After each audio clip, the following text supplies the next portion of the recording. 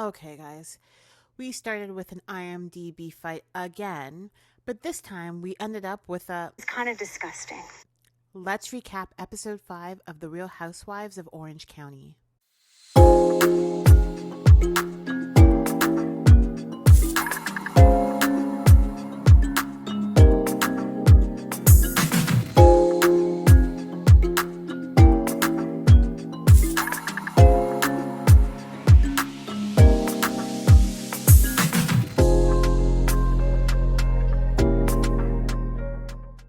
The episode picks up where the last one left off with the fight between Heather and Taylor. Heather says they're good, but they clearly aren't because she gets up and walks off. Tamra follows her into the bathroom to have a private conversation and lies about not being shady or dismissive about her career. Heather gave her the opportunity to be upfront with her. She asked, "Were you being shady about my career?" And Tamra just says, "No, I wasn't. It's actually quite impressive." Really, this was your opportunity to be honest with your friend. Just own up to it and say, "Yeah, I might have said a couple of things. I got caught up, but I don't actually mean them. I'm sorry." Tamra doesn't want to get on Fancy Pants' bad side and basically makes it seem like Taylor was out on an island on her own shading Heather's career. The shady producers tell us otherwise. 1997, 1996. So, I mean, she did a lot of stuff in the late 1900s. Next scene, Tamra is trying hard to create some energy and tells Shannon she loves her by throwing gummy bears at her. Are we in elementary school? They peck on the lips and Shannon sticks out her tongue, shoves it down Tamra's throat, and we end up getting a glimpse of Tamra's emoji panties. Honestly, this is embarrassing for 50 plus women. I didn't need to see that. However, Heather drops what I think is a bit of foreshadowing, a little nugget there, that she's afraid of being the odd one out because Tamra and Shannon are back to being friends. I think this is a bit of what's to come. Taylor, Gina, and Jenn have a bit of a conversation. Taylor's not feeling Tamra going into the bathroom with Heather to basically talk about her. She knows what's going down. Her intuition is guiding her correctly. She knows Tamra's saving her butt in there with Heather at her expense. As the night goes on, Heather, Tamra, and Shannon are getting drunker by the second.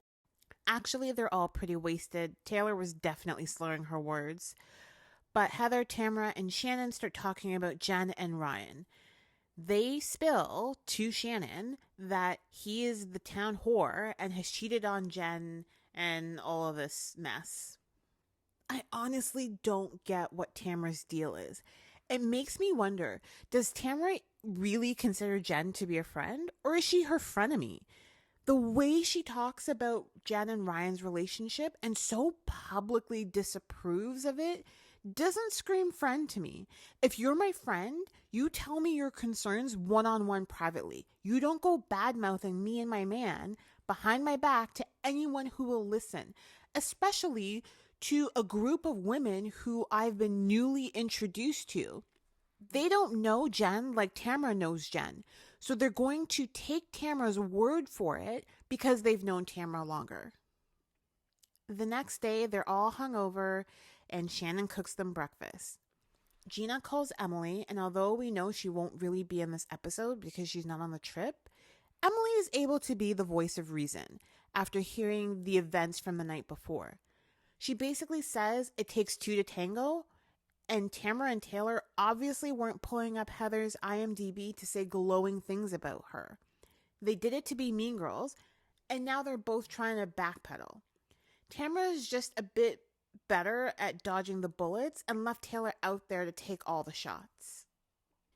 I don't know, when I think back to previous seasons of The Real Housewives of Orange County, I used to think that Tamra was my favorite housewife from this franchise. I think because she just brought a lot of energy, she stirred the pot, but honestly, seeing her work in this way against Jenn, who is very likable and I think she's being very genuine, I'm not feeling it for Tamra this season. She is working hard to keep that orange and to make sure she comes back for next season. The ladies get the full Montana experience by working the ranch, riding horses, and doing work around the farm. Shannon drives a tractor, and Heather asks for a Chanel shovel. Meh. As they are shoveling literal horse poop, Gina tries to redeem herself as a good friend to Heather by pointing out that Tamra also took a shot at her career, and all the blame shouldn't go to Taylor. Heather explains that Tamra denied doing that when she asked her point blank, so she's going to drop it. With Heather worried about being on the outs with Tamra now that Shannon is back in the picture, and now this, I can already feel the crack in the surface of their friendship. After doing all that work outside, the women go inside to have another conversation, and Gina is honest with Jen about how she was feeling about the infidelity in her marriage. She also lets Jen know that her frenemy, Tamra, is always alluding to inconsistencies in Jen's story. Jen is pissed now that she knows Tamra has been talking bad about her character to these women who she's still getting to know. To be fair, I've said Jen has never shied away from the infidelity conversations, and she's now almost more trusting of Gina for being upfront with her than Tamra, who she's known for years but is talking behind her back. Although she's not really in this episode, we get an update from Emily on the fact that Annabelle signed with the modeling agency. She thinks it's a good idea to teach her some discipline and responsibility. I think that's great because she could easily let Annabelle continue to run wild and be spoiled, but she's not going to let that happen. I approve. Shannon and Tamra have a tearful one-on-one makeup conversation. I know they've had a few of these mini conversations in the preceding episodes, but this feels like it's the final one. I think it's the official end of dragging out their fallout. I'm good with that. I'm tired of hearing about it. 5 episodes is enough. Tamra surprises these city slickers by telling them they're going to get a bit of a surprise and to pack a bag. She basically drags them out to the middle of nowhere and tells them they're going to sleep in tents. I wouldn't be thrilled about that either. None of them seem to be. But hey, it pushes the episode along. Towards the end of the night, they started talking about who is the biggest stir, and it culminates in Tamra telling Jen, For the very first time, he looked at me and said, I'm gonna her.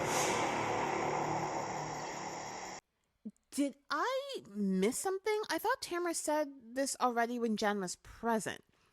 But based on Jen's facial reaction, this is the first she's heard that.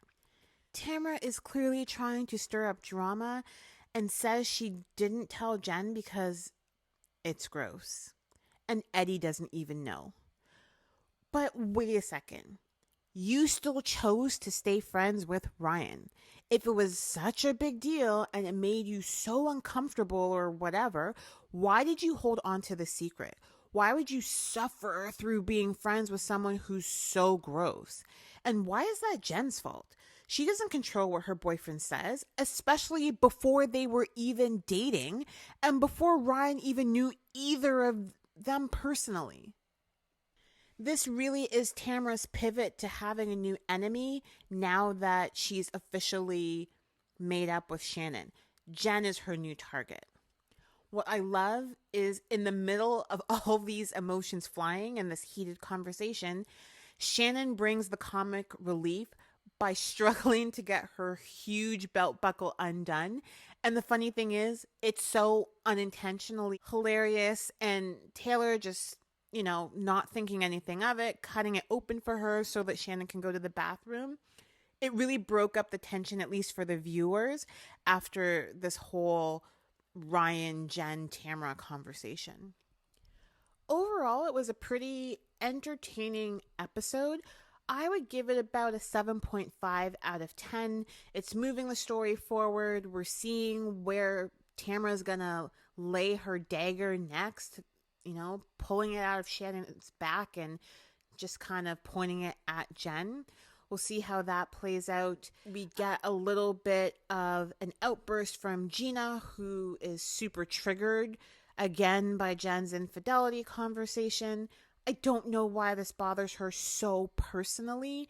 I get that there was infidelity in her marriage, but I feel like Heather had a point in asking her, why does this situation with Jen in particular bother her? Shannon was also able to point out that, yeah, hearing about infidelity in a marriage is triggering because she also had infidelity in her marriage to David, but she's in such a good place in her life, allegedly, that she is able to just see both sides of the story.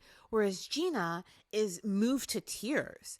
I can see why Heather would think that, are you completely over what happened in your marriage? Because it might give Travis, your current boyfriend, a reason to be worried. And Heather is trying to prevent that from happening. I probably would have hung up the FaceTime on Travis too. All right, you guys, that's it for my recap on episode 5 of season 17 of The Real Housewives of Orange County. I'm curious what you would rate this episode as. Like I said, I gave it a 7.5. I thought it was pretty good, even though there were a few annoying moments, but that's typical of any episode. Let me know what you think in the comments down below, and I will catch up with you guys next week. Bye.